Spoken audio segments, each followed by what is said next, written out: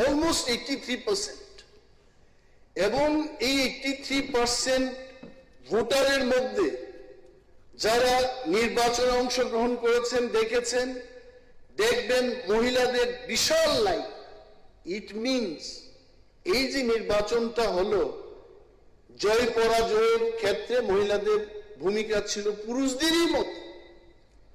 The country is having almost 50% women, 40% মানে 50% of the population মহিলা।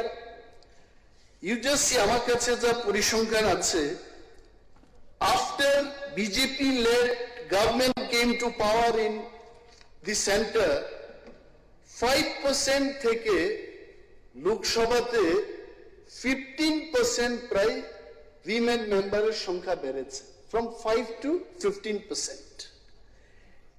And PRS legislative research যেটা বলেছে, in most of the states, be it in Bihar, Tamil Nadu, Tripura, Assam, women representation is less than 10%.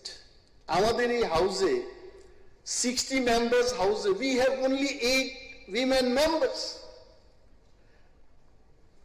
I am a man, but আমি আজকে যে জিনিসটা বলছি এখানে, the motion moved by our government chief whip, উনি শুনছেন আমার বক্তব্য, আসলে we want to see 1/3 of this house occupied by the women. এটা মাথায় রেখে আপনি you should speak. আমাদের উদ্দেশ্যটা কি? We want to see 1/3 of the house filled by the women representative. যারা স্কুল চালাতে পারে, যারা সেলফ হেল্প গ্রুপে কাজ করতে পারে, যারা ব্যবসা করতে পারছে, যারা প্রফেসর, টিচিং ইত্যাদি ইনস্টিটিউশনে সাকসেসফুলি কাজ করতে পারছে, why will not create space for them in politics? Why they can be part of in the highest level of decision making body in the country? যারা আমি আজকে শুনছিলাম আমাদের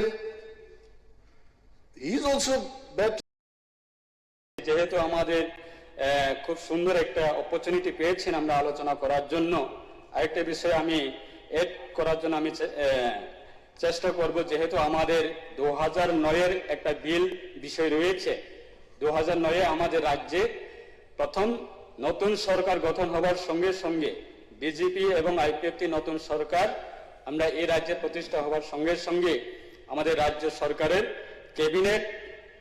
ক্যাবিনেট মিটিংয়ে সেই বিলটা আমরা রেজুলেশন পাস করেছি, যে আমাদের 2019-এ যে রেজুলেশন, যে কনস্টিটিউশনাল অ্যামেন্ডমেন্ট ম্যাটারটা 125তম আইন সংশোধন করে আমাদের রাজ্যে স্বশাসিত জেলা পরিষদ সেটাকে আপগ্রেডেশন করার জন্য আমাদের রাজ্যের বিজেপি এবং আইপিএফটি সেই রেজুলেশনটাকে আমরা পূর্ণ সমর্থন জানিয়ে দেশের প্রধানমন্ত্রীজি এবং ভারত সরকার এবং এনডিএ সরকারের যে বিল, যে 125তম আইন সংশোধন করে যে স্বশাসিত জেলা পরিষদ সেটাকে আপগ্রেডেশন করার জন্য এবং সেটাকে টিটিসি গঠন করার জন্য, তাই সেই বিলের সম্বন্ধেও আমাদের রাজ্যে, এটা অন্য একটা ইস্যু, এই ইস্যুটি রাখেন,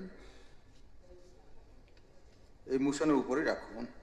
ঠিক আছে, তো যাই হোক, সেটাকেও আমরা যাতে আমাদের রাজ্য সরকারের পক্ষ থেকে ভারত সরকারের কাছে সেটা যাতে আবেদন জানানো হয়, তাই সেটাই।